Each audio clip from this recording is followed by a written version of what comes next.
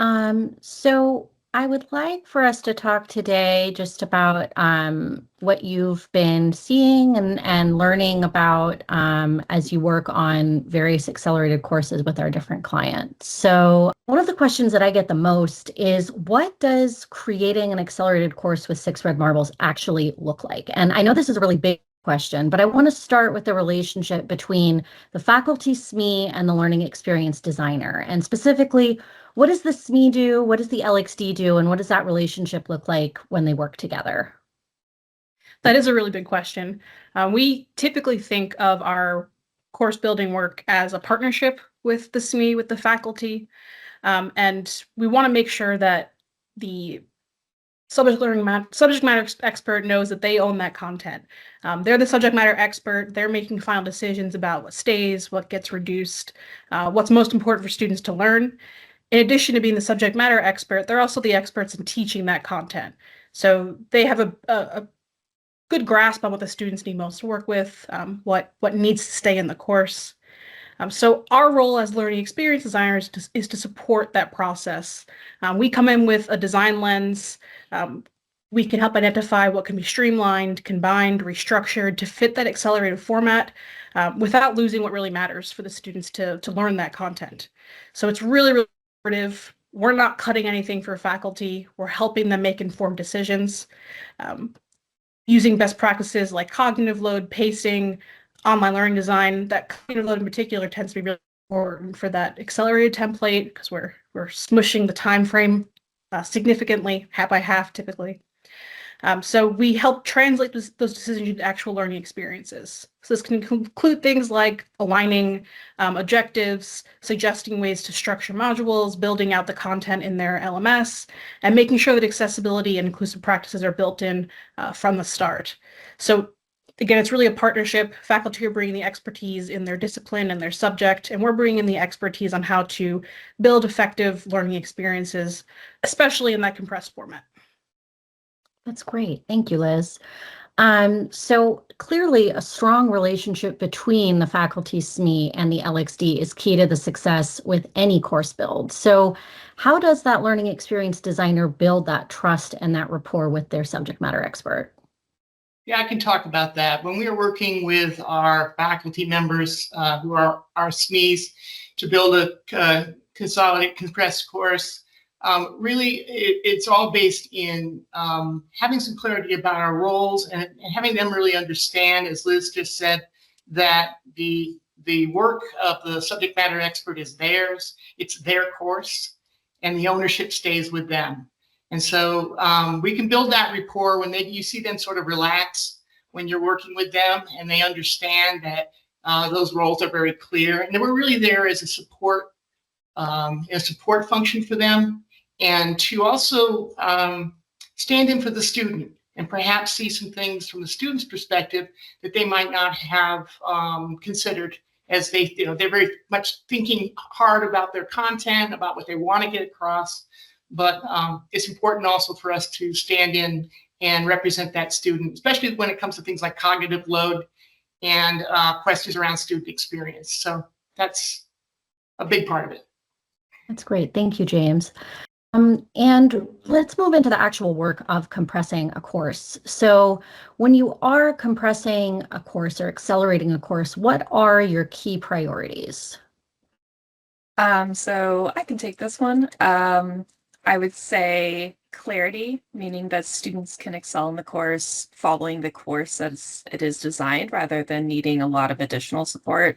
Alignment, I think, is super important, meaning that every activity, every assigned reading, assessment, so on, everything is all aligned with targeted learning outcomes.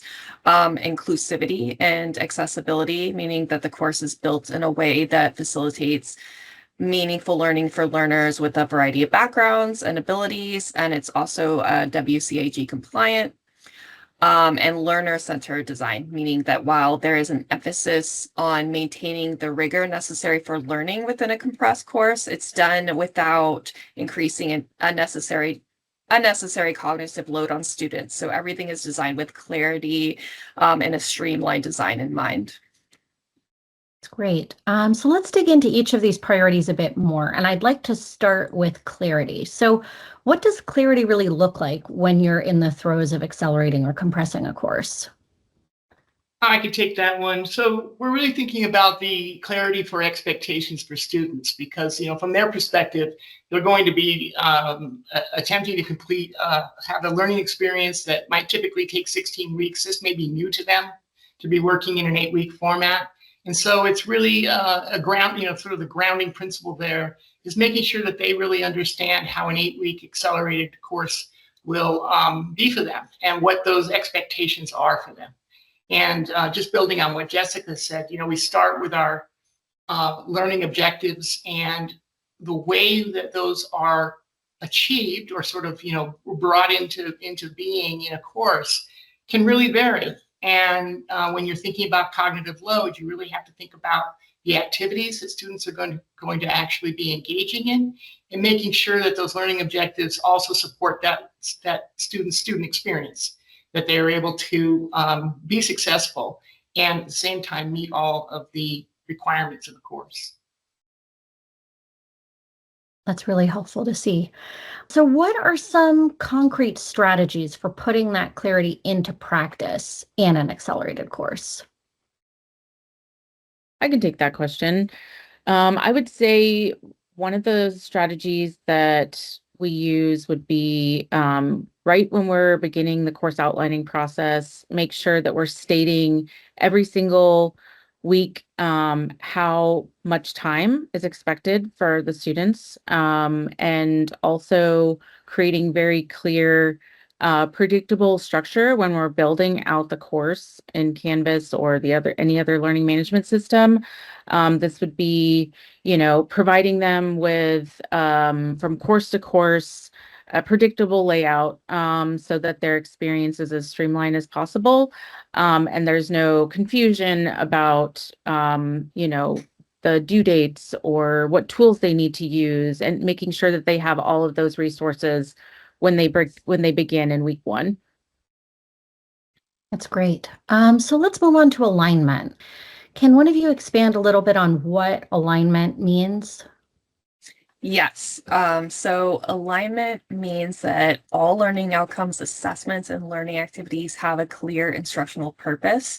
So that means that at the course level, you have course outcomes that are then tied to learning objectives at the weekly level, and everything that a student is doing should directly prepare them to demonstrate those outcomes. And that includes any modalities and tools used to support the learner demonstration of outcomes. So when you're determining alignment, you ask questions such as, is a paper the best way for learners to demonstrate this outcome? Or does having a weekly quiz really demonstrate synthesis of course concepts? Or would a different approach be more effective in order to make the alignment between learner outcomes and what the students are doing week to week actually really direct and really clear? That sounds like really the core of instructional design work there. So It really is. Yeah, Yeah. yeah. So are there some examples of how we put these principles of alignment into practice when we're working on a compressed or accelerated course? Absolutely. In my experience, it's always good to start, like we've all been talking about, with a backwards design approach, really solidifying with the university the program outcomes and then course outcomes, and then mapping those course outcomes to weekly outcomes. This way, we're really ensuring that, again, the student experience is intentional, and that we're meeting all of those requirements from the university. We also stress test the workload. So in these accelerated courses, whether they're 8 weeks or 6 weeks, most of them are still in a 3-credit format. So the workload really needs to be rigorous, but also we're strategically ensuring that those assignments and discussions and activities are all very intentional and meeting the outcomes of not only the course but the program. That makes sense. So something that I know this team is also very intentional and passionate about is inclusivity and accessibility. And that's also a very important part of the accelerated course design process. So what are some of the things that the team does to ensure that content is inclusive and accessible? I would say not only with accelerated courses, but it is very front of mind in accelerated courses would be using different modalities for assignments, a very like flexible approach, whether that means having the discussions be video or having assignments have the option to submit a graphic organizer or a paper or again a video. Having that flexibility and using the UDL framework really helps ensure that all learners are coming to these accelerated courses with the tools to succeed. And specifically, we use all of the standard accessibility checkers. That includes built-in tools in different learning management systems and checking for third-party accessibility when we are using third-party tools, and also ensuring that all downloadable resources are accessible. That's great. So last but not least, I would also like to talk about the learner. So what are the criteria that you use to really ensure that a course is learner-centered? So as everyone's been saying, one of our jobs as the designer is to put on our student hats and try to imagine what does this course look like if we're a student entering it. So for us, being learner-centered really means designing with the student experience in mind. So really at every step, especially in the accelerated format where everything is so compressed. We don't want students to enter the course and see a whole bunch of content and get afraid right away. We want them to always feel like they are confident and feel like they can actually complete the content in a meaningful time frame, even in the compressed format. We also think a lot about ownership, making sure students have opportunities to engage with the material, with each other, with the faculty. A lot of these accelerated courses are asynchronous online, which makes it tough to kind of have that engagement. So making sure that we have meaningful moments for the students to interact. It's also really important to give students time to reflect, which can be, again, really tough in that accelerated format when everything is compressed. So giving them time to think about what they're learning and not just rush through the content. So overall, we're looking at whether the course supports students in staying engaged, motivated, and successful from start to finish. In a fast-paced course, especially, that really matters. Yeah, absolutely. And yeah, you don't want them just rushing through the content. That's never going to end well for anyone. So to close us out, are there any other kind of strategies or tools that our instructional design team uses to implement this learner-centered design? Yes. So Liz mentioned not wanting to scare the learners right away with all of the load of the course. But one strategy that is really important is making time management part of week one to ensure that learners are prepared. And what that means is really demonstrating how the course is going to be structured, what kind of maybe regular small stakes assessments are going to have from week to week, or, if they have a major project, showing them how that's going to be scaffolded throughout the course and what major milestones they want to prepare for as the course progresses. And also just building in smaller formative assessments from week to week, giving them, again, that time to reflect, that time to practice. It helps solidify the learning and demonstrate the learning but also provides these lower stakes assessments that aren't as big of a deal as maybe a final project. But speaking of that final project or whatever the final assessment is, another good strategy is trying not to have any single assignment worth more than 25%. And also to try and have more points earned towards the beginning of the class. Also, ensure that all directions are clear and purposeful, so that students are really set up to be successful just by working through the course.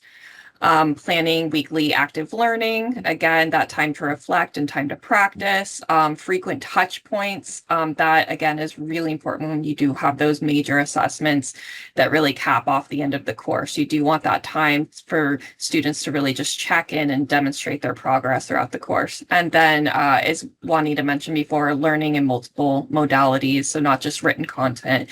You pull in a lot of different types of modalities like videos, podcasts, and provide plenty of opportunities to discuss key takeaways from readings and any kind of third-party media or media you create. That's really important to just give them time to really frame their key takeaways from the required reading and videos.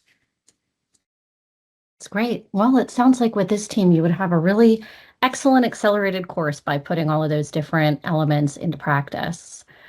So thank you so much for taking some time to share these great strategies that you use to create effective learner-centered accelerated courses.